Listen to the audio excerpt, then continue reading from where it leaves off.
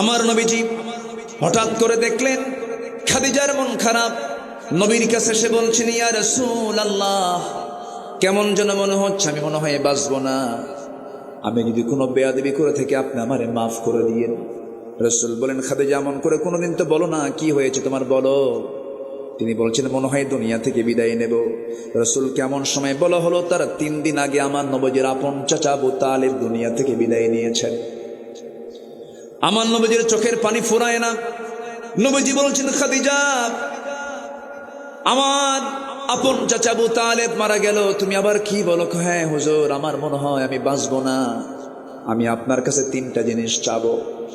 রাসূল অবাক হয়ে গেলেন, আমার খাদিজা কোনোদিন আমার কাছে কোনো কিছু চায় না, বরং খাদিজা তার সমস্ত সম্পত্তিগুলো আমার হাতে তুলে দিয়েছে। খাদিজা তো আমার কাছে চায় না, সমস্ত স্থাবর অস্থাবর সব সম্পত্তি আমার হাতে যে মহিলা তুলে দেয়, সেই মহিলা আমার কাছে আবার কি চায়? তিনি বললেন, খাদিজা তুমি কি চাও? তুমি আজকে যা চাইবা তাই দিয়ে দেব। রাসূল বলছেন, খাদিজা কি বলবে বলো? তিনি বলছেন, আমি দুনিয়ার কোনো কিছু চাই না, আমি চাই আমার যদি মরণ হয়ে যায়, আমার লাশটা আপনি আপনার পিঠে বহন করে আপনি কবরের দিকে নিয়ে চলে যাবেন, কবরে শোয়া দেবেন। কবরে শোয়া দিয়া আপনি কবর থেকে উঠবেন না, আমার চেহারা আপনি কিবলামুখী করে দিবেন। আপনি কবরে দাঁড়ায় থাকবেন ততক্ষণ যতক্ষণ মালাকুল মউত, যতক্ষণ প্রশ্নকারীর ফেরেশতা মুনকার নাকির যখন না আসবে। মুনকার নাকির যখন চলে আসবে, আমার মনে হয় আমার এই টুটাফাটা আমল নিয়ে আমি 3টা প্রশ্নের জবাব দিতে পারবো না। আপনি আমার হয়ে মেহেরবানি করে 3টা প্রশ্নের জবাব দিয়ে দিবে। আমার নবীজি কাঁপতেছেন। নবীজি বুকের সঙ্গে জড়িয়ে ধরে বলছেন, খাদিজা তুমি আমার জীবনের সবচাইতে বড় স্মৃতি, তুমি যা বলবে তাই হয়ে যাবে, কোনো চিন্তা নাই খাদিজা, তুমি চিন্তা করো না। মালাকুল মউত চলে আসলেন, মা খাদিজার ইন্তেকাল হয়ে গেল। সিরাত গ্রন্থে এসেছে, আমার নবীজি তার কথা মতো তার লাশটা নিয়ে চলে গেলেন, কবরের দিকে নিয়ে চলে গেলেন। আমার নবীজি যেদিন খাদিজাকে হারিয়েছেন, সেই দিন থেকে শুরু করে নিয়ে মৃত্যুর দিন পর্যন্ত এমন কোনো দিন নাই যে দোয়ায় রাসূল খাদিজার নামটা বাদ দিয়েছেন। সব দিন দোয়া করেছেন খাদিজার জন্য, তিনি সব ফেলে কেঁদেছেন। আম্মাজান খাদিজা দুনিয়া থেকে বিদায় নিলেন। বিদায় নেওয়ার সময় রাসূল তাকে বিদায় দিয়ে দিবেন, তার কথা মতো তার লাশটা নিজের পিঠে বহন করে কবরে নিয়ে চলে গেলেন। কবরে শোয়া দিলেন। কবরে শোয়া দিয়া আমার নবীজির চেহারা কিবলামুখী করে দেন, বারবার আসমানমুখী হয়ে যায়। জিবরিল আমিন বলছেন, ইয়া রাসূলুল্লাহ, খাদিজার চেহারাকে আপনি সোজা করতে পারবেন না, আরশের সঙ্গে সরাসরি তার চেহারার সরাসরি সম্পর্ক হয়ে গেছে। 3টা প্রশ্নের জবাব দেওয়া লাগবে না আপনার। 3টা প্রশ্নের জবাব দেওয়ার জন্য আর শাজিমের মালিক আল্লাহ যথেষ্ট, যে আল্লাহ নিজে খাদিজাকে সালাম দেয়। সুবহানাল্লাহ, কোনো চিন্তা নাই আপনার। আমার নবীজি কবর থেকে উঠে আসলেন। আম্মাজান খাদিজার মতো মানুষ, যে খাদিজাকে আল্লাহ নিজে সালাম দেন, সেই খাদিজা কবরকে দেখে আনন্দ করেন না ভয় পান? কবরটা কি আনন্দের জায়গা না ভয়ের জায়গা? ওসমান জিন্নুরাইনের মতো মানুষ, ওসমান জিন্নুরাইনের মতো মানুষ দুনিয়াতেই যিনি জান্নাতের সংবাদ পেয়েছেন, কবরের কথা মনে করলে পরে শিশুর মতো কাঁদতেন। কিসের মতো কাঁদতেন? শিশুর মতো হাওমাও করে কাঁদতেন। আমার বন্ধুগণ, আজকে আপনার বাবা গেছে, আজকে আপনার ছেলে গেছে, আজকে আপনার নাতি চলে গেছে, আপনার বউ চলে গেছে, আপনার ভাই চলে গেছে, আমিও চলে যাব। একটা কবর দেখে যদি শিক্ষা না পাই, ওই লোকের মতো পোড়া কপাল আর দুনিয়াতে কেউ নাই। আজকে আমরা যে মাহফিলে এসেছি, এখানে যারা বসে আছেন, কারো বাপ চলে গেছে, কারো মা চলে গেছে, কারো ভাই চলে গেছে, কবরবাসী হয়েছে। আমিও চলে যাব, আপনিও চলে যাবেন। কিন্তু এই দুনিয়ার জিন্দেগি শেষ হওয়া মাত্রই আমার একটা জীবন শুরু হয়ে যাবে, যে জীবনের শুরু আছে কিন্তু কোনোদিন তার শেষ নাই। দুনিয়াটা পার হয়ে যাবে। দুনিয়াটা ফকিরেরও চলে যায়, রাজা বাদশারও চলে যায়, ধনী মানুষেরও চলে যায়, গরিব মানুষেরও চলে যায়। কিন্তু এই দুনিয়া পার হয়ে যাবে, কিন্তু এমন একটা জগৎ আসবে। আমার আল্লাহর সৃষ্টির হলো 2 পিঠ, একটা হলো ইহকাল, আরেকটা হলো পরকাল। আমরা এক পিঠ অতিক্রম করতেছি, আরেকটা পিঠ সামনে পড়ে আছে না নাই? পড়ে আছে। সেই আখিরাতকে সামনে রেখে আমাকে আপনাকে চলতে হবে। পরকাল কেন্দ্রিক চিন্তা আমার মাথায় নিতে হবে। আমার আপনার সবচাইতে বড় চ্যালেঞ্জ হলো, যেমন করে হোক মরার পর আমাকে বাঁচতে হবে কি থেকে বলেন? জোরে বলতে হবে। কি থেকে বলেন? জাহান্নাম থেকে। সবচাইতে বড় চ্যালেঞ্জ। জাহান্নাম আছে না নাই? আসতে বলবেন না, জাহান্নাম আছে না নাই? জাহান্নাম কয়টা? আমি কি প্রশ্ন করছি? আমি কি বিরক্ত করতেছি না তো? জাহান্নাম কয়টা? 7টা।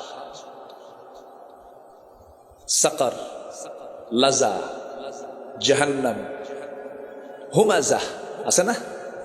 এইরকম করে 7টা জাহান্নাম। আমার একটা আলোচনা আছে, আজ থেকে আরো 12 বছর আগে আমি আপনাদের এই অত্র অঞ্চলের সবচেয়ে বড় মাহফিল দারুল আমান ট্রাস্ট, সেখানে আমি জান্নাত এবং জাহান্নামের আলোচনা করেছি। সেখানে কোন আমলে কোন জান্নাত, কোন আমলে কোন জাহান্নাম আমি আলোচনা করেছি। যেহেতু আজকে সূরা মারিয়াম ধরেছি, তো সেখান থেকে কিছু কথা বলতে চাচ্ছি। তাহলে জাহান্নাম হলো কয়টা বলেন তো? 7টা। জান্নাত কয়টা? কয়টা বেশি? জাহান্নামী বেশি না জান্নাতি বেশি?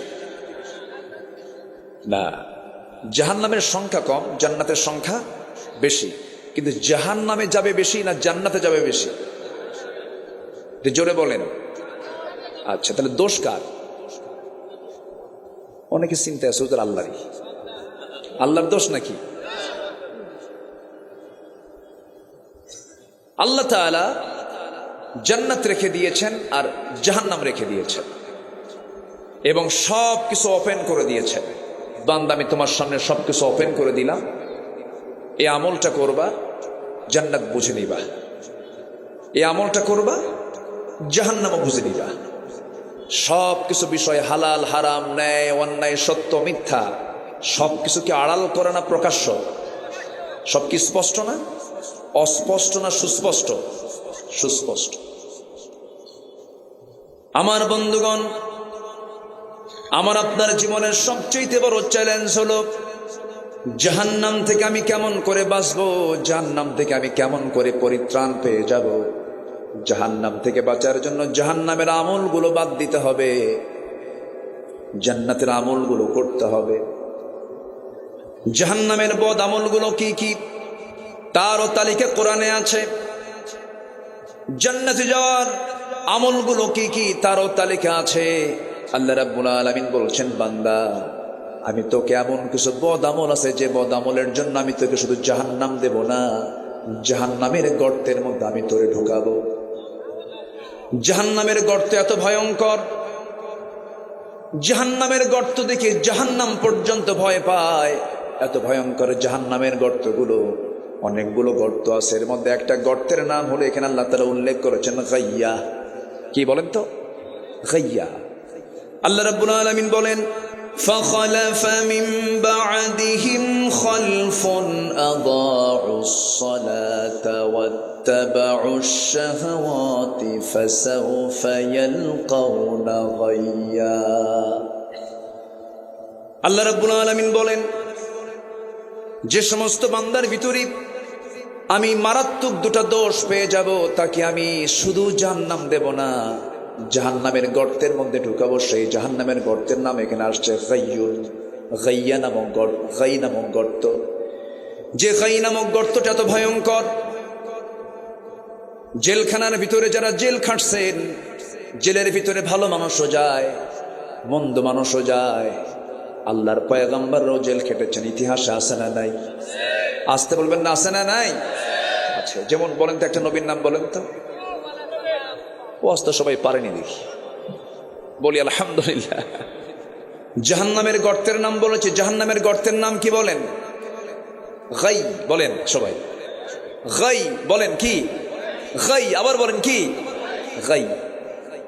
গাই নামক গর্তের মধ্যে ঢুকাবেন। 2টো অপরাধ করলে পরে শুধু জাহান্নাম না, জাহান্নামের গর্তের মধ্যে ঢুকায় দিবে।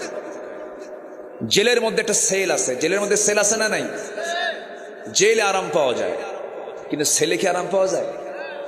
জেলের মধ্যে আরেকটা জেল হলো সেল। সেখানে একটা ছোট্ট জায়গা থাকে, ধরেন 4 হাত বাই 5 হাত অথবা 6 হাত, সীমিত একটা জায়গার ভিতরে। সেখানে পায়খানা সেখানেই করতে হয়, পেশাব সেখানেই করতে হয়, একটা ড্রেন থাকে। যারা ইনসাইডে গেছেন তারা দেখেছেন। এটা হচ্ছে সেল।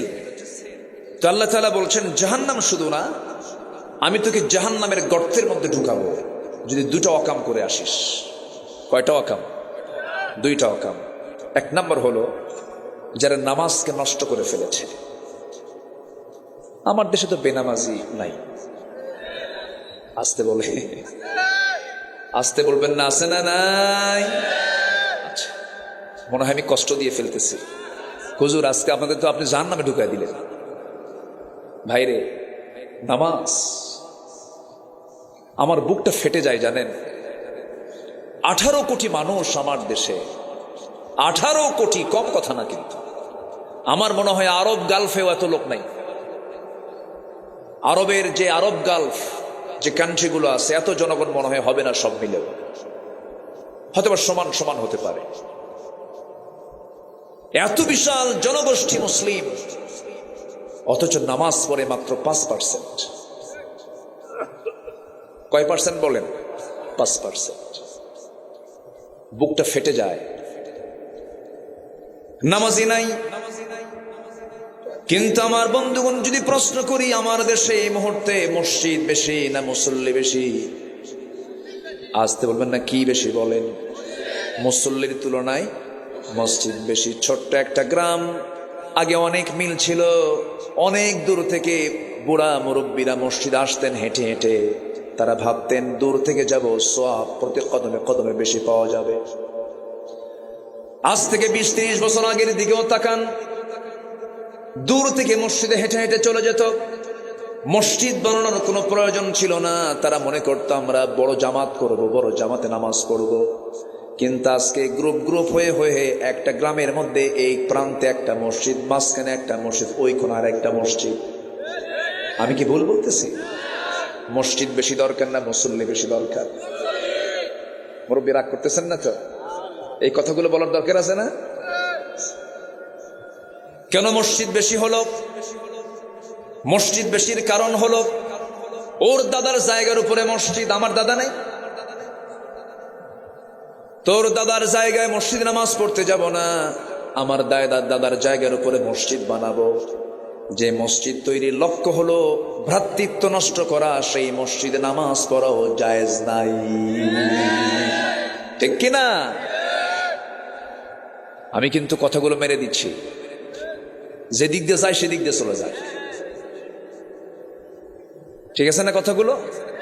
খালি টাকা আছে দেখি আপনি মসজিদে একটা জায়গা দান করবেন, এটা এতই সহজ। আমার রাসূল কিছু মসজিদের দেরার যেটা ছিল আগুন দিয়ে জ্বালায় দিয়েছেন রাসূল। মুনাফিকদের মসজিদে কি ধরায় দিয়েছেন? আগুন ধরায় দিয়েছেন। আমার বন্ধুগণ, আজকে মসজিদ ঘন ঘন, কিন্তু মুসল্লি নাই, নামাজের কোনো খবর নাই। ফজরের সময় আজান হয়, একটা গ্রামের 3টা মসজিদ থেকে আজান হয়ে যায়। আজান চলছে মসজিদ থেকে, মসজিদগুলো পাকা পাকা হয়ে গেছে, টাইলসওয়ালা মসজিদ। কিন্তু আমার নবীর মসজিদটা ছিল, সেই মসজিদটা পাকা না কাঁচা ছিল? কাঁচা ছিল। কিন্তু মসজিদ ছিল কাঁচা, ইমানটা ছিল পাকা। হারে কি পাকা ইমান ছিল তাদের! আমার নবীজি নামাজে দাঁড়াইছেন, মুসল্লিরা নামাজে দাঁড়ায় গেছেন। কি মজা পেয়েছেন নামাজের ভিতরে! এই গত রমজানে আমি আমার নবীর কবরের পাশে দাঁড়িয়ে নামাজ পড়েছি। নবীজির কবর থেকে মাত্র 20 হাত দূরে আল্লাহ পাক আমাকে বহুবার নিয়েছেন। এই রমজানে তারাবির নামাজ শেষ হয়ে গেল। তারাবির নামাজ শেষ হওয়ার পর সেই জায়গার কিছু ইমামদের সঙ্গেও পরিচয় আছে। আল্লাহ তাআলা এই ভাগ্যটা আমাকে দিয়েছেন আপনাদের দোয়ায়, আলহামদুলিল্লাহ। আব্দুর রহমান সুদাইসির নাম শুনেছেন তো? দেখা করেছি, কথা বলেছি। ডক্টর মোহসিন আল কাসিম, মদিনার যিনি ইমাম, তার সঙ্গে দেখা হয়েছে, কথা বলেছি, পরিচয় পর্ব করেছি। এই রমজানে আমার নবীর কবর থেকে মাত্র 20-30 হাত দূরে নামাজে দাঁড়ায় গেলাম কিয়ামুল লাইল। নামাজ তো তারাবি হয়ে গেছে, এরপরে কিয়ামুল লাইল ইমাম সাহেব দাঁড়াইছেন। ইমাম সাহেবের বয়স হলো 90 বছর। কত বছর? আপনার বয়স কত হবে? 75 বছর। ওনার চাইতে 15 বছরের বড়। 90 বছরের বুড়া ইমাম, বয়োবৃদ্ধ ইমাম নামাজে দাঁড়ালেন, নামাজ শুরু করলেন। কিয়ামুল লাইল তিনি পড়াচ্ছেন 2 রাকাত। কিয়ামুল লাইল নফল নামাজ পড়তে সময় লেগেছে 39 মিনিট। যেরকম সুবহানাল্লাহ। ওটা কি নামাজ? নফল নামাজ। 2019 সালে মনে আছে, আমার বাবা ডান পাশে, একসঙ্গে হজে গিয়েছিলাম আমি আর বাবার পায়ে সমস্যা, নামাজে দাঁড়াইছি, নামাজ পড়তেছি। এরকম বয়স্ক ইমাম ফজর 2 রাকাত নামাজ পড়ালেন। নামাজ পড়তে পড়তে সময় লেগে গেছে প্রায় 29 মিনিট। যদি আমার দেশের কোন ইমাম যদি ফজরের নামাজে যদি 29 মিনিট সময় দিয়ে যদি একদিন নামাজ পড়ায়, নামাজও শেষ, বলবে হুজুর টোপলা নেন। ঠিক কিনা? সময় তো দিতে হবে নামাজের ভিতরে। আমরা ওয়াজ শুনি ঘন্টা ঘন্টা, কিন্তু নামাজ পড়তে বিরক্ত, তার লাভটা হলো কি? ওয়াজে বেশি সময় দরকার না নামাজে বেশি সময় দরকার? নামাজে। আল্লাহ তাআলা বলছেন ফাখালাফা মিন বাদিহিম খালফুন আদাউস সালাহ ওয়াত্তাবাউশ শাহাওয়াত। আমি তাদেরকে জাহান্নামের গর্তের মধ্যে ঢুকায় দেব যারা নামাজকে নষ্ট করে ফেলেছে, যারা নামাজ পড়ে নাই। আবার আরেক জায়গায় আয়াতের ব্যাখ্যার একটা আয়াত আল্লাহ রাব্বুল আলামিন বলেছেন, কোরআন তো এমন একটা কিতাবের নাম, একটা আয়াতের ব্যাখ্যা আল্লাহ তাআলা আরেকটা আয়াতে দিয়েছেন। আল্লাহ রাব্বুল আলামিন বলেন, মা সালাকাকুম ফি সাকার ক্বালু লাম নাকু মিনাল মুসাল্লিন ওয়া লাম নাকু নুতঈমুল মিসকিন ওয়া কুন্না নাখুদু মা'আল খায়িদিন। ও জাহান্নামের, আজকে তোমরা জাহান্নামে কেন? জাহান্নামে প্রবেশ হওয়ার মূল কারণটা কি বলো? জাহান্নামীরা বলবে আমরা 4টা কাজ দুনিয়াতে করে আসি নাই। মুখস্থ করবেন কয়টা কাজ? আবার বলেন কয়টা কাজ? আমি কিন্তু আলোচনা শেষে আবার প্রশ্ন করব। রাগ করতেছেন নাকি আপনারা? আমার আলোচনার ধরনটা একটু ভিন্ন। আমি আলোচনা চেষ্টা করি মানুষকে মুখস্থ করে দেওয়ার জন্য, এটা উচিত। আমরা মরা ফেরনের ইতিহাস সব জানি না? মরা ফেরন, যেটা ফেরন মরে গেছে, ইতিহাস জানি না আমরা? তো মরা ফেরনের ইতিহাস শুনে কি করবেন? তাজা ফেরন যে সমাজে অনেক ঘুরে বেড়ায়, ঠিক কিনা? তাজা ফেরন নাই? আছে না নাই?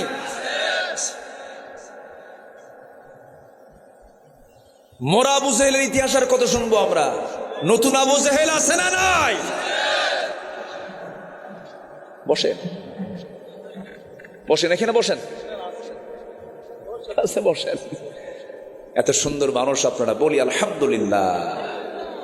খুব ভদ্র চিত আচরণ আপনাদের, এবং আমি খুব খুশি হয়েছি যে আজকের মাহফিলে এইখানে যারা কবরবাসী আছেন তাদের আত্মীয় স্বজনই বেশি। বলি আলহামদুলিল্লাহ। জানেন কবরবাসী তারা আজকে অপেক্ষা করছে, আমার ছেলে, আমার নাতি, আমার আত্মীয় আমার জন্য দোয়া করবে। এটাই তো মাহফিলের মূল লক্ষ্য, তো এটাই। আল্লাহ তুমি কবরবাসীর সমস্ত আযাবকে তুমি আল্লাহ মাফ করে দাও। একটু জোরে বলেন না ভাই আমিন? আর একটু জোরে বলেন আমিন।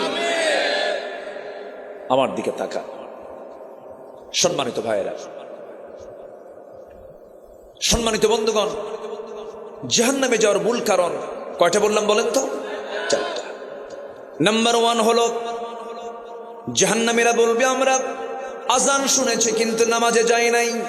এমন লোক তো আমার দেশে খুঁজে পাওয়া যাবেই না। হ্যাঁ, কিন্তু এই নাজিরপুর বাজারে, এই চাষকর বাজারে ব্যবসায়ীর কানে কানে কি আজান যায় না? আসতে বলুন আজান যায় কি যায় না? সব ব্যবসায়ী যদি আজান শোনার সঙ্গে সঙ্গে, আজানটা মূলত কার ডাক? আসতে বলবেন না কার ডাক? আল্লাহ মানে কে? এই আকাশটা কার? ওই সূর্য কার? ওই চন্দ্র কার? এই জমিনটা কার? আমার প্রাণ কার হাতে? ডাক দিচ্ছেন কে? শুনতেছে কে? শুনতেছে ব্যবসায়ী, আমরা, তাই না? তাহলে আমরা শুনলাম, ডাক শুনলাম আজানের, হাইয়া আলাস সালাহ, হাইয়া মানে কি? তাড়াতাড়ি করে আসো, হাইয়া আলাল ফালাহ, তাড়াতাড়ি করে কল্যাণের দিকে আসো। হাইয়া, হাইয়া শব্দটার আরবি যার অর্থ হলো তাড়াতাড়ি করে মসজিদের দিকে চলে আসো, তাড়াহুড়ো করে আসো। আমরা দেখবেন যে কোনো কাজ, যে কোনো শক্ত ভারী জিনিস যখন আমরা একা না পারি, তখন সবাই মিলে বলি কি বলি? হাইয়ো বলি না? বলি কিনা? হাইয়ো বলি কিনা? এই যেটা জোড়ালো চেষ্টা আমরা করি। আল্লাহ বলছেন বান্দারে তাড়াহুড়ো করে সব কাজ ফেলে একসঙ্গে চলে আসো, নামাজের দিকে আসো, নামাজে দাঁড়াও। আজান হয়ে যায় সুন্দর মিষ্টি সুরে, ব্যবসা চলে, সব চলে, কিন্তু বান্দা নামাজে হাজির হয় না। জাহান্নামে যাওয়ার এক নাম্বার কারণ হলো আজান শুনেছে কিন্তু বান্দা নামাজে যায় নাই। এটা হলো এক নাম্বার কারণ। জাহান্নামে যাওয়ার এক নাম্বার কারণ হলো নামাজটাকে ছেড়ে দেওয়া। নাম্বার 2 হলো জাহান্নামে যাওয়ার 2 নাম্বার কারণ হলো বান্দার হক নষ্ট করে ফেলা। মিসকিনদের খাবার দানে যারা উৎসাহ দেয় নাই, বান্দার হক যারা নষ্ট করেছে, রাস্তার টাকা মেরে খেয়েছে, জনগণের টাকা মেরে খেয়েছে, এতিমের মাল, ভাতিজার মাল চাচা মেরে খেয়েছে, বোনের সম্পত্তি ভাই বুঝে দেয় না, এমন ভাই তো গুরুদাসপুরে নাই। আসতে বলবেন না? আছে না? নাই বলবো। আবার যদি জমি যদি ভাগ করে দেওয়া লাগে দিবেন তো? তাহলে মাহফিল সফল। বলি আলহামদুলিল্লাহ। তাহলে 2টা কারণ বললাম। বোনের সম্পত্তি মেরে খাওয়া যাবে? যাবে। আচ্ছা, আমার দেশে কি বোনের সম্পত্তি দেওয়া ভাই কি বেশি না কম? ভালো করে বলবেন। বোনের সম্পত্তি পুঙ্খানুপুঙ্খ পাই টু পাই বুঝায় দেয় এমন ভাইয়ের সংখ্যা বেশি না কম? নাই। কাম সারছে,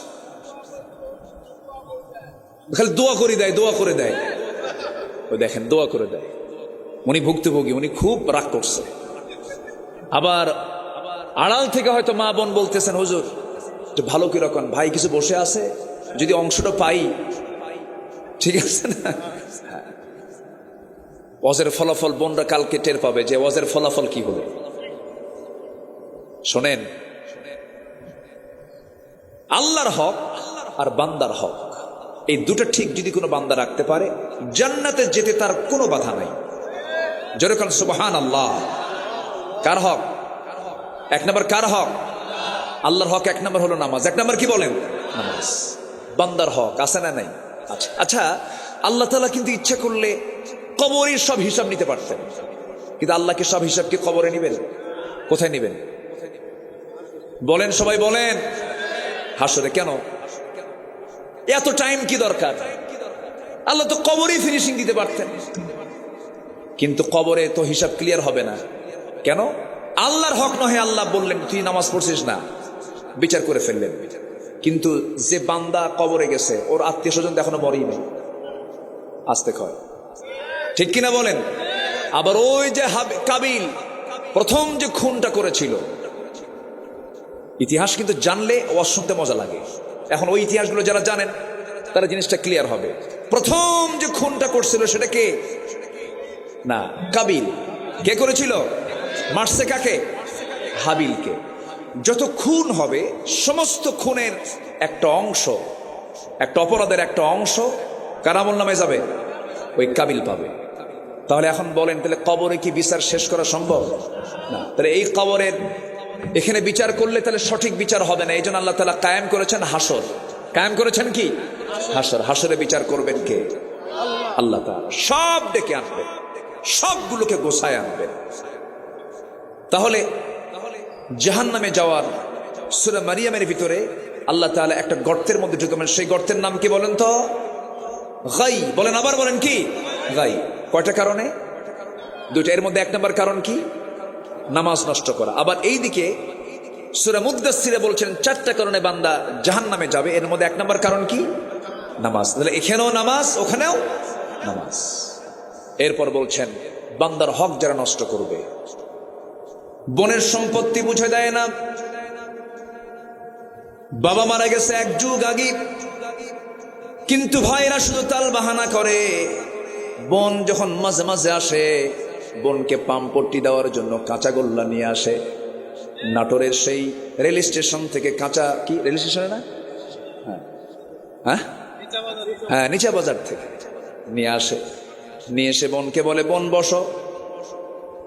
ও আমার বোন, তোমরাই তো আমার বড় বোন, বাপ মারা গেছে, অংশ নিতে এসেছো। একটা কথা বলি, বোন রাগ করো না, অংশ নিলে কিন্তু ধ্বংস হয়। দেখছেন কি ওয়াজটা দিল, দেখে মানে শয়তান ফেল। এরকম আছে না ভাই? এরকম ভাই আছে না? আচ্ছা, অংশ দিয়ে দিতে হবে। লিযযাকারি মিসলু হাযযিল উনসাইন। যেদিন আপনার বাবা মারা গেছেন, সেদিন থেকে আপনার বোন, আপনি যা পাবেন তার অর্ধেক আপনার বোন পেয়ে গেছে। 5 ভাই, কোনো কথা নাই। একটা গামছা বাবা রেখে গেছেন, গামছাটাকে প্রয়োজনে 5 টুকরা করে 5 ভাই নিয়ে নেবে। এটাই হলো ইনসাফ।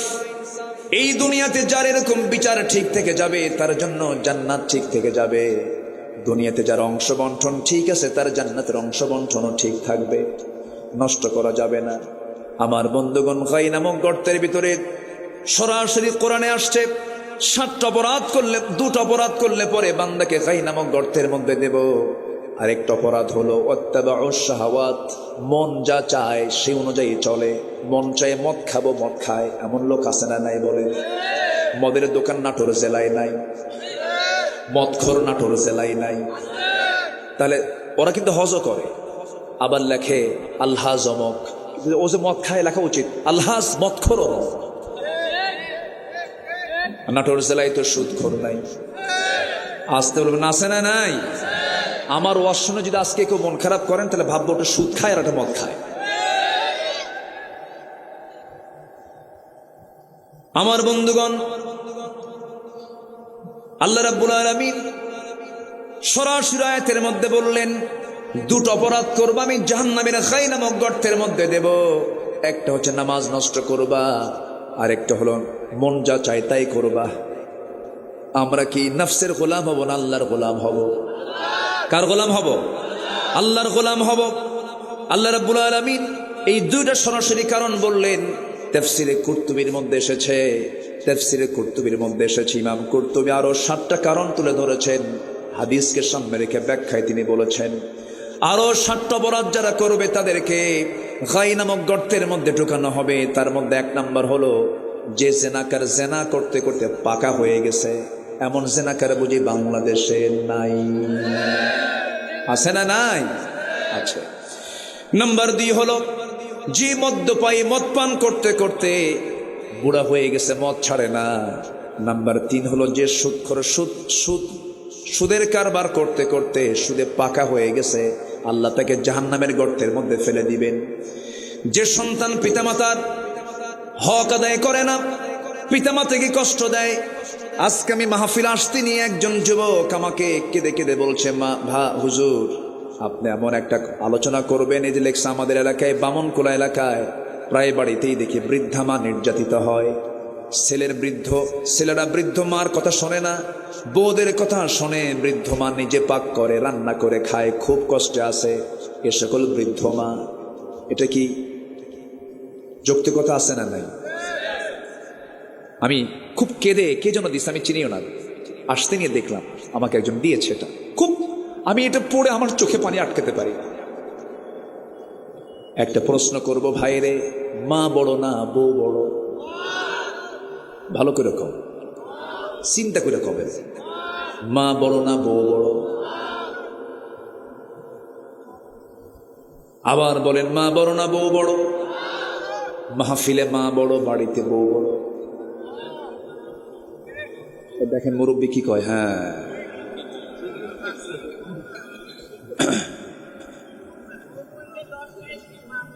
তুমি তো বিয়ে করো না, বুঝবা কি? বুঝবা কিছু? আগে বিয়ে করো, তারপরে বুঝবা, ঠিক কিনা? এমনও কিছু বৌমা আছে যাদের আচরণে শ্বশুর থরথর করে কাঁপে। আছে কিনা? আছে না নয়? আপনি স্বামী আপনার এগুলো মাথায় রাখতে হবে, এগুলো মাথায় রাখতে হবে। বৃদ্ধা মা, উনি রান্না বান্না করে খাবেন একা একা, হাজারো গন্ডগোল লাগুক, এটা হারাম। হাজারো ভুল হয়ে যাক, মা ভুল হলে ওটা আইন, বাপ ভুল করলে ওটাই আইন, কোনো কথা বলা যাবে না। যে সন্তান বাপ মার বিরুদ্ধে বিচার চায় ওটা অবাধ্য, কুপুত্র, ঠিক কিনা? লজ্জা শরম নাই ওগুলো লজ্জা শরম নাই। কিন্তু মা কিন্তু কাউকে বলে বেড়ায় না, মা বলেন না। মাকে আপনি যদি বলেন, মা তোমাকে নাকি তোমার ছেলে এরকম করে, না আমার ছেলে খুব ভালো, আমি কি ভুল বলতেছি? মার কলিজা তোমার মতো না, মার কলিজা হচ্ছে আকাশের মতো উদার। মার সঙ্গে নাফরমানি করা যাবে না। যে সন্তান বুড়াকালে বাপ মাকে দেখার সময় পায় না, বিভিন্ন ব্যবসার অজুহাতে, চাকরির অজুহাতে, এগুলো হারাম, তার কোনো কাজে বরকত হবে না। আমার বন্ধুগণ, পাহাড়িয়া গর্তে তিনজন যুবক একটা সফরে রওনা দিয়েছে। প্রচন্ড ঝড়, গর্তের মধ্যে গিয়ে আশ্রয় নিয়েছে। আমার নবীজি এরকম করে একদিন আলোচনা করছিলেন। আলোচনার মাঝে আমার নবীজি বলে ফেললেন, সাহাবীরা, বনি ইসরাইল গোত্রের তিনজন যুবক তারা পাহাড়ি একটা গর্তের মধ্যে ঢুকে পড়লো। প্রচন্ড ঝড় শুরু হয়ে গেছিল। এমন সময় বাঁচার জন্য আশ্রয় নিল গর্তের ভিতরে। প্রচন্ড ঝড় যখন শুরু হয়ে গেল, সাথে ঘন বৃষ্টি শুরু হয়ে গেছে। পাহাড়ি ঢলে উপর থেকে বিশাল ওজনের একটা পাথর এসে ওই গর্তের গুহার মুখে এসে আটকে যায়। মৃত্যু ছাড়া কোনো গতি ছিল না তাদের। এমন সময় তিনজন যুবক চোখের পানি ফেলে ফেলে কান্দে, আর আল্লাহর কাছে তিনজন তিন দিক হয়ে বসে গেল, দোয়া করতেছে। আল্লাহ, এক যুবক দোয়া করে, আল্লাহ, জীবনে তেমন কোন আমল করতে পারি নাই, তবে একটা রাত আমি চেষ্টা করেছি আমার যৌবনকে কন্ট্রোল করার জন্য। আমি আমার চাচাতো বোনের ঘরের মধ্যে ঢুকলাম, তার সঙ্গে আমি জিনা করব। আমি তার বুকের উপর উঠে গিয়ে বসেছি। এমন সময় আমার সেই বোনটা বলল, ভাই রে, আমি তুমি দুজন যদিও ঘরের মধ্যে নির্জনে কথা বলছি, জেনার কাছে লিপ্ত হয়ে যাচ্ছি, কিন্তু জানো সবচাইতে বড় রাজ সাক্ষী কিন্তু আমার আল্লাহ দেখতেছেন। সঙ্গে সঙ্গে, ও আল্লাহ, আমি জেনার কাছ থেকে নিজেকে দূরে রেখে চলে এসেছি, জেনার কাছে লিপ্ত হই নাই। নাম্বার 2 যুবক, সে আল্লাহর কাছে প্রার্থনা করছে, আল্লাহ, আমি একজন লেবার নিয়েছিলাম কাজের জন্য, শ্রমিক, সকাল সন্ধ্যা কাজ করলো। সন্ধ্যার সময় আমি তাকে তার পাওনা দিয়ে দেব, কিন্তু আমি ছিলাম না, সে পাওনা না নিয়েই চলে গেল। আমি তার কাছে ঋণী হয়ে গেলাম। ওই শ্রমিকের পাওনা টাকা দিয়ে আমি একটা ছাগল কিনেছিলাম, সে ছাগলটা বড় করেছি, সেখান থেকে অনেকটা ছাগল জন্ম নিয়েছে, ছাগল পাল হয়ে গেছে। বহুদিন পর সে যখন আমার কাছে আসলো, আমি আমানত স্বরূপ শুধু ওই টাকা না দিয়ে ছাগল পালটা আমি তাকে দান করে দিয়েছি। আল্লাহ, আমি আমানত রক্ষা করেছি। প্রথম জন বলল, আমি যৌবনকে হেফাজত করেছি। তৃতীয় যুবক বলতেছে, আল্লাহ, কোন এক রাতের আধারে, গভীর রাতে আমি বাড়িতে আসলাম, আমার বউ আমাকে অজুর পানি দিল, আমি অজু বানালাম, পরিষ্কার হলাম। আমার হাতে একটা গ্লাস দুধ আমাকে দিয়ে বলল, তুমি এটা পান করো। আমি এটা পান করলাম না। আমার গ্লাস হাতে নেওয়ার সঙ্গে সঙ্গে আমার মনে পড়ে গেছে বুড়া মায়ের কথা। আমার মা আমার পাশের ঘরে শুয়ে আছি, আমার মেয়েটা দুধ খাওয়ার জন্য অস্থির, মেয়েকেও দিলাম না, আমিও নিলাম না, আমিও খেলাম না। আমার ঘরে গিয়ে দেখি মা ঘুমানো। মা শেষ রাতের দিকে জায়গা পেয়ে দেখে আমি তার সামনে গ্লাস হাতে নিয়ে দাঁড়ায় আছি। আমি সেই সময় আমি আমার মাকে বললাম, মা, এই দুধটা তোমার জন্য আমি বরাদ্দ করেছি, আমি খাওয়ার কথা ছিল, আমার মেয়ে খাবে, কেউ খায় নাই, তুমি খাও মা। ওই বৃদ্ধা মাকে আমি আমার নিজের হাতে তুলে দিয়ে খাওয়া দিয়েছি। এতটুকুন ছোট্ট খেদমত যদি হয়, আল্লাহ, তুমি আমাদের এই বিপদ থেকে বাঁচায়া দাও।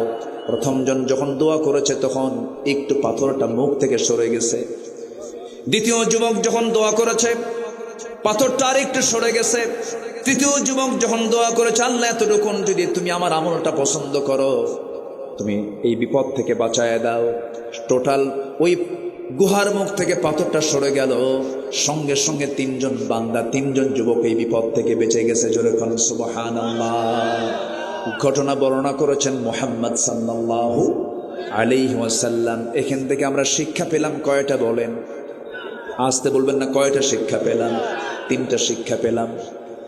নাম্বার 1 হলো আমার বন্ধুগণ, নাম্বার 1 হলো যুবকরা যারা আছো একটু কান লাগায় শোনো। ও যুবক, তোমার জন্য জান্নাত অপেক্ষা করছে। আল্লাহ তাআলা বলছেন, যুবক তুমি যদি তোমার যৌবনকে কন্ট্রোল করতে পারো, তুমি কি জানো আমার আরশ আজিমের মেহমান, ছায়ার মেহমান আমি তোমাকে বানায় নেব। জোরে কোন সুবহানাল্লাহ। যৌবনকে কন্ট্রোল করতে হবে। বিবাহ পূর্ব কোনো রিলেশন করা যাবে না। আল্লাহর কসম করে বলি, আমার চোখে এ পর্যন্ত ধরা পড়ে নাই অবৈধ রিলেশন করে সম্পর্ক গড়ে যদি কোনো সংসার জীবনে যদি কেউ পদার্পণ করে, অন্তত ওই সম্পর্কের সংসার থেকে কখনো আল্লাহর ওলি কখনো বের হতে পারে না। এই জন্য নোংরামির কাছে যাবা না, অবৈধ কাছে যাবা না। নাম্বার 2 শিক্ষা হলো আমানতকে কখনো খেয়ানত করা যাবে না। চুল পরিমাণ আমানতের খেয়ানত করা যাবে না, ওয়াদা ভঙ্গ করা যাবে না, কথাকে এলোমেলো করা যাবে না। এটা এলোমেলো করলে ইমানের যে হক নষ্ট হয়ে যাবে। নাম্বার 3 হলো সবার বাড়িতে মা বাবা আছে না নাই? বলেন, আসতে বলবেন না, মা বাবা আছে না নাই? মা বাবা আছে। এখন বলেন, ভালো করে বলেন তো, মা বড় না বউ বড়? এটা জোরে বলতে হবে, আরো জোরে বলেন, কে বড়? মা বড়।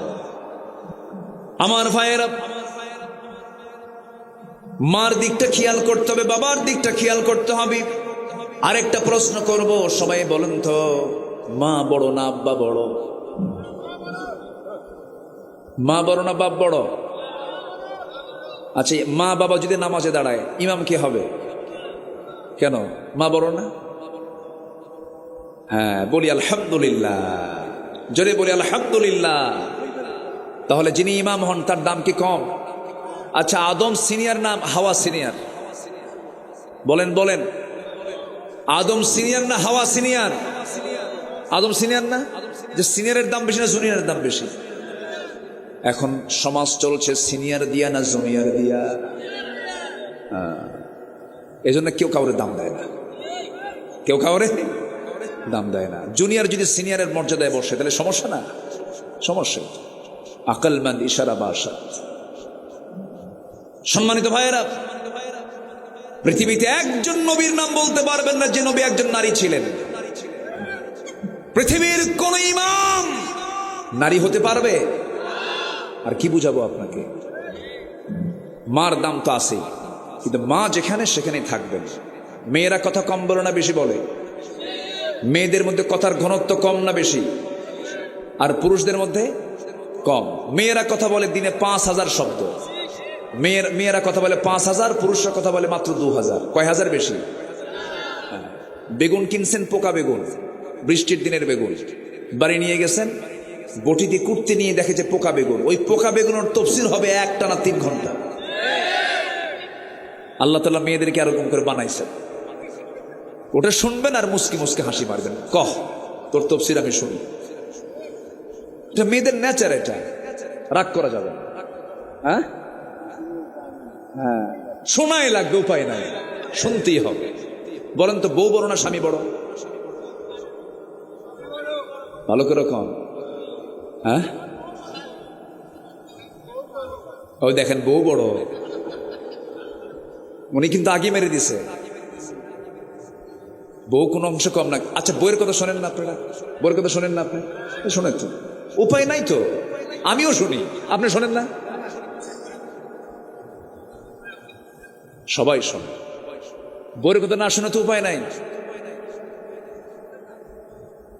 খালি তাফসীর করে না। শুনতে হবে। মেয়েরা কেন কথা বলে বেশি জানেন? এটার কারণ আছে। আমার মার আবার মন খারাপ করে না। আচ্ছা, বাচ্চা লালন পালন করে মা না বাবা? মা। আচ্ছা, বাচ্চারা কি এক কথায় থামে? এক কথা কবার বলা লাগে? 10 বার না সারাদিন? বাবা থাম, বাবা থাম, ও বাবা থাম, এই যে এটা নে ওটা নে, বাবা থাম, বাবা থাম। মা সারাদিন বলতেছে, কোনো ক্লান্তি আছে? কোনো ক্লান্তি আছে? আর আপনার কোলে দিয়ে যদি বলা হয় তুই 2 ঘন্টা দেখ, খালি একবার বলবেন থাম বাবা, থাম বাবা, থাম থাম। কি কথা বলছেন নাই? তাহলে মেয়েদের যে আল্লাহ তাআলা কথা বাড়ায়া দিয়েছেন, এর কারণ যুক্তি আছে না নাই? আল্লাহ, আল্লাহু আকবার। আল্লাহ যাকে যেটা ডিপার্টমেন্ট দিয়েছেন সেই ডিপার্টমেন্টে সে কাজ করবে। বলি আলহামদুলিল্লাহ।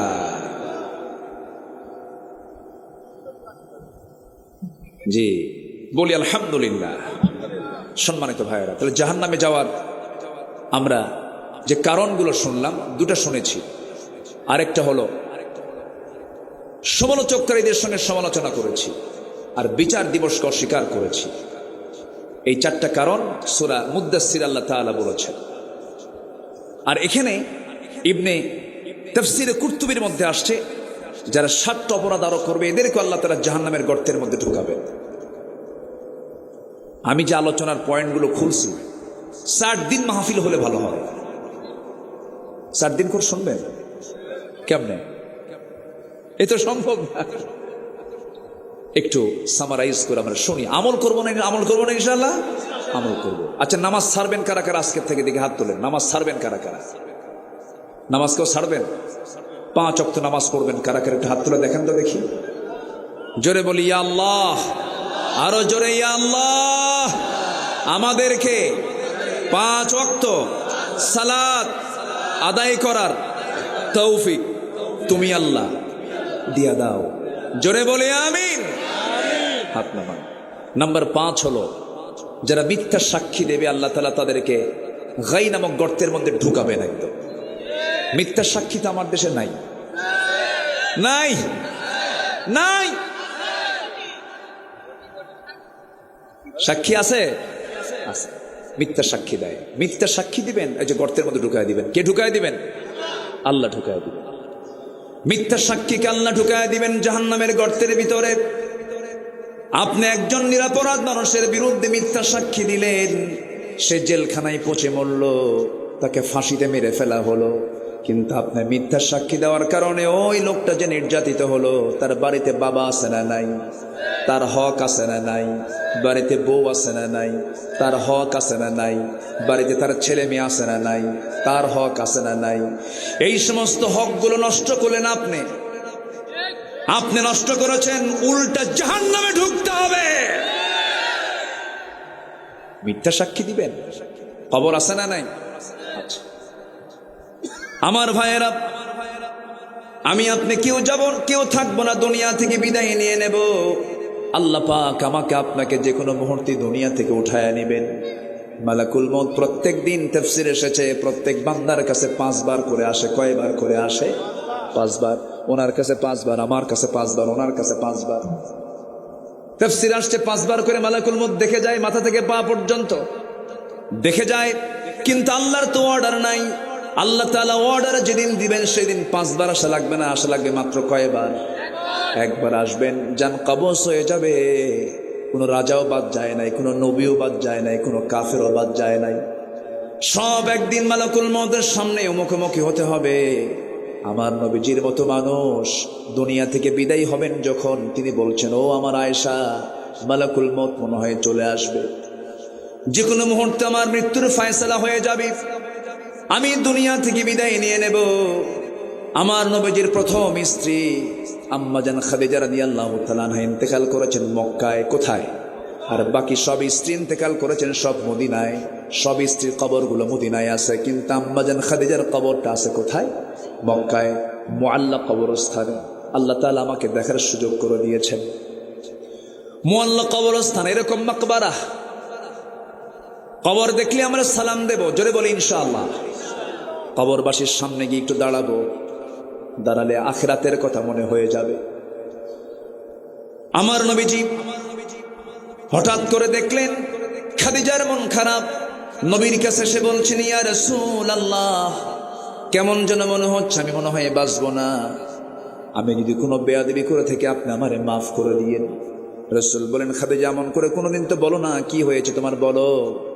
তিনি বলছেন, মনে হয় দুনিয়া থেকে বিদায় নেব। রাসূল কেমন সময় বলা হলো, তার 3 দিন আগে আমার নবীর আপন চাচা আবু তালিব দুনিয়া থেকে বিদায় নিয়েছেন। আমার নবীজির চোখের পানি ফুরায় না। নবীজি বলছেন, খাদিজা, আমার আপন চাচা আবু তালেব মারা গেল, তুমি আবার কি বলো? হ্যাঁ হুজুর, আমার মনে হয় আমি বাঁচবো না, আমি আপনার কাছে 3টা জিনিস চাবো। রাসূল অবাক হয়ে গেলেন, আমার খাদিজা কোনোদিন আমার কাছে কোনো কিছু চায় না, বরং খাদিজা তার সমস্ত সম্পত্তিগুলো আমার হাতে তুলে দিয়েছে।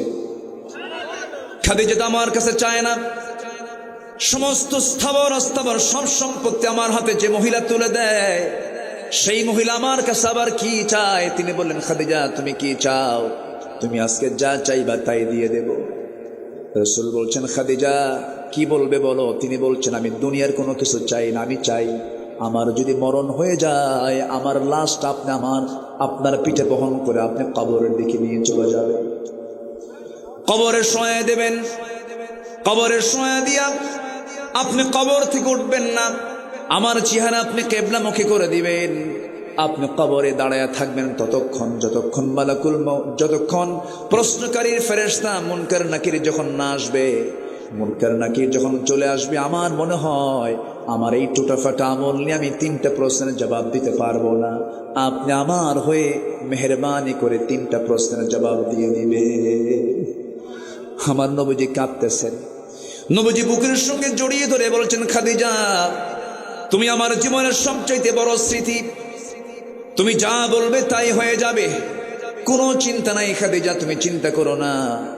মালাকুল মউত চলে আসলেন, মা খাদিজার ইন্তেকাল হয়ে গেল। সিরাত গ্রন্থে এসেছে, আমার নবীজি তার কথা মতো তার লাশটা নিয়ে চলে গেলেন, কবরের দিকে নিয়ে চলে গেলেন। আমার নবীজি যেদিন খাদিজাকে হারিয়েছেন, সেই দিন থেকে শুরু করে নিয়ে মৃত্যুর দিন পর্যন্ত এমন কোনো দিন নাই যে দোয়ায় রাসূল খাদিজার নামটা বাদ দিয়েছেন। সব দিন দোয়া করেছেন খাদিজার জন্য, তিনি সব ফেলে কেঁদেছেন। আম্মাজান খাদিজা দুনিয়া থেকে বিদায় নিলেন। বিদায় নেওয়ার সময় রাসূল তাকে বিদায় দিয়ে দিবেন, তার কথা মতো তার লাশটা নিজের পিঠে বহন করে কবরে নিয়ে চলে গেলেন।